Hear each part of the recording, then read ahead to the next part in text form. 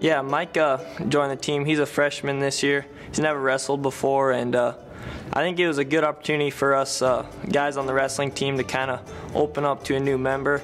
Well, I just started this year, and I like wrestling because it's good endurance for yourself, and you just make good friends and get more involved with the school.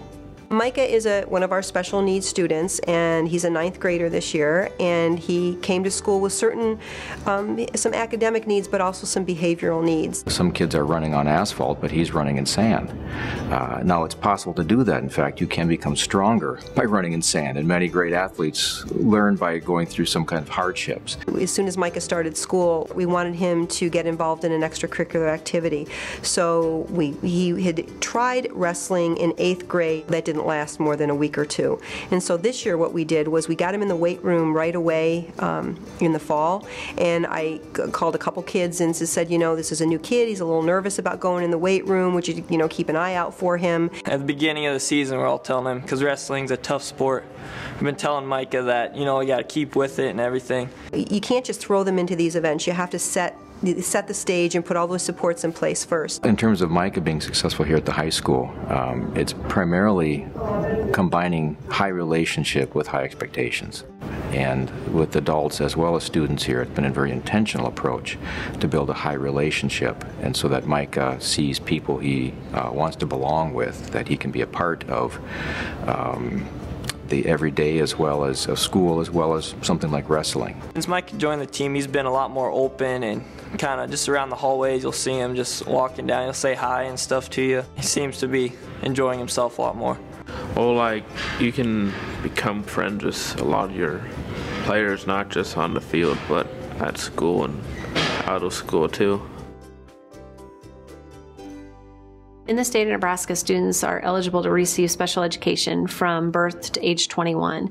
If a student comes to us already receiving special education services, our program would provide them services primarily in the general education classroom. Some of our students that have more severe disabilities, they would be in a life skills program. One of the benefits of our district is that we have our K-12 campus all on one site, and so it really does allow for a lot more job opportunities, because our students in the high school can go to the elementary, or they can go to the middle school. It was always my dream to work with little kids, and I'm in that spot now, and I love doing it, because I do the computers in the elementary for lunch. Then I'm up here in the preschool room doing activities with little kids. The way that we deliver services to special needs kids has changed a lot. What we used to do at Norris, and when I first started teaching here, is we had pull-out English classes, pull-out math classes. And by pull-out, what I mean is that they were in a room with only other verified students. So we would mainstream students out for things like art or PE or music, but by and large, they received a lot of their core academic content in these self-contained classrooms. What's happened, the big, change over the years has been that we have taken the special ed teachers and put them in the regular classroom setting as in a co-teaching situation. Co-teaching is two teachers actually forming a partnership and working together to make the classroom belong to both of them. It's sometimes nice because you get extra help. I kind of like it because it gives you a different perspective. Every teacher has their own kind of different way of teaching different things, and it kind of changes things up a bit. A lot of our students with disabilities are students that have a simple, what we call a high incident disability or a learning disability.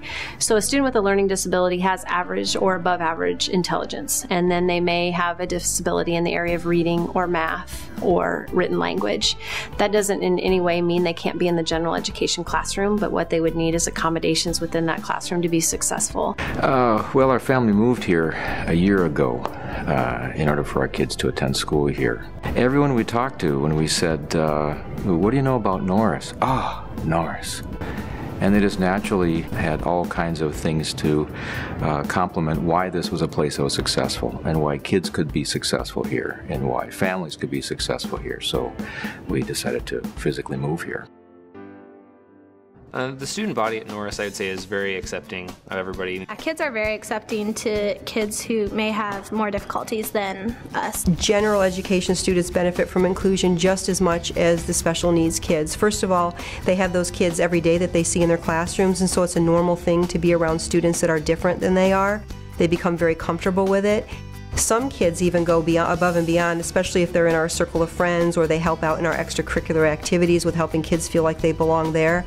And they end up going into fields, fields like counseling and teaching, because those are positive experiences for them. After that, I feel better and just have more positive attitude more often.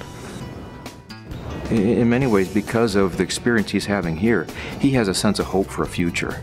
And if you have a sense of hope, there's nothing you can't do, and nothing you won't challenge in a positive way.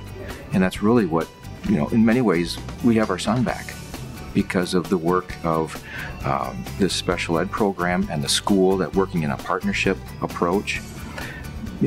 He has himself back. And now instead of working against things, he's working with and for things. It's powerful. It's worth moving our whole family here for that. And that's why Nebraska loves For public schools. Nebraska loves our public schools. Nebraska loves our public schools.